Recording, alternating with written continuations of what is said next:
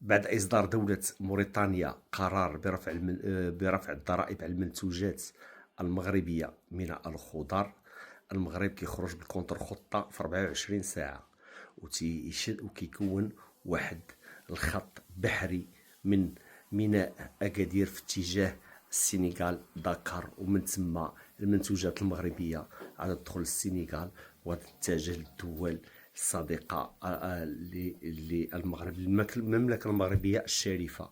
وبهذا تنقول لدولة موريتانيا دائما كان الموقف ديالها غير واضح، والموقف ديالها مبهم، ودائما كتصغي النظام العسكري اللي غادي يخرج عليها.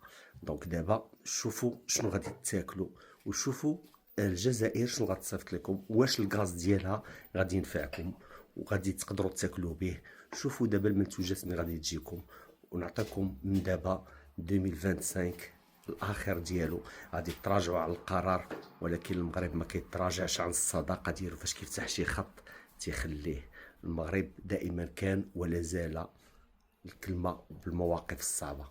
خليكم مع النظام. تحياتي.